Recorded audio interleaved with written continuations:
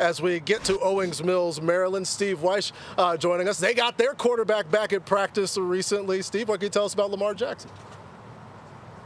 Well, Lamar Jackson, he finished a rugged, brutally hot 3-hour practice today. It was his second consecutive practice after he returned Saturday from missing 4 of the previous 5 days with an illness. Now, Jackson spoke for the first time in training camp today, and he said this was more of a bug. He was asked if he thought this was something chronic, and he said no. Remember, he's missed practices over the past couple years with certain types of illnesses, but he just said this is something that came up, and John Harbaugh, the head coach, told me the fact that he made it through a practice like this so strong is a good indication that whatever he had has cleared his system and that he's good to go.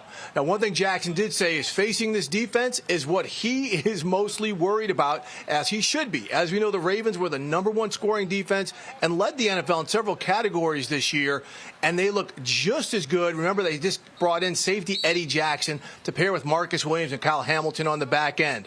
But Baldy, I got a guy for you to start doing breakdowns on and get out there to the public. As Kendrick Lamar, the rapper, said, I'm going to put you on game. Inside linebacker, the second-year player, Trent Simpson, who is taking over for Patrick Queen, who left via free agency, is the player who jumped out at practice today. 2 coaches told me he is the sleeper that nobody knows about, that we're soon going to know about, playing next to Roquan Smith, number 23, the second-year player from Clemson, Baldy. He is an exciting, athletic player to see. Well, that's why they drafted him, Steve. They drafted him to be the replacement for Patrick. Once they made Roquan Smith the highest-paid linebacker in football a year ago, they knew that they weren't going to be able to pay Patrick Queen as well. And so he left via free agency to Pittsburgh. But they felt comfortable allowing Patrick to go because they had Trent Simpson, and they'd seen things, even in last year, whether it was special teams and some limited action, that they had a guy that could play next to Roquan and be a really formidable tandem inside. I agree with you. He was a tackling machine at Clemson, and I feel like playing next to Roquan, everybody plays better next to Roquan. He's just that good.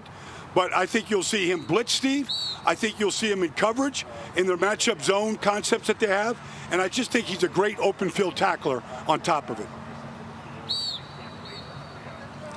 Yeah, Ball, the way they built this team through the middle, as they typically do, with Michael Pierce, Matabike there at the defensive tackles. You got those 2 inside linebackers. And as I mentioned, that 3-headed monster at safety right there. New defensive coordinator Zach Orr is going to continue a lot of the principles that the Ravens have had, no matter who's been the defensive coordinator. He's been on the staff. He knows how they operate.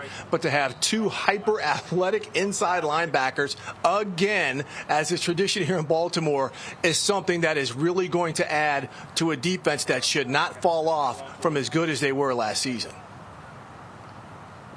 Yeah, they've had some serious attrition on the coaching staff, but that's been it's nothing unique to Coach Harbaugh as he's seen guys depart, and they've been able to maintain their success. Steve Wyche reporting from Owings Mills, where the Baltimore Ravens had another training camp practice today.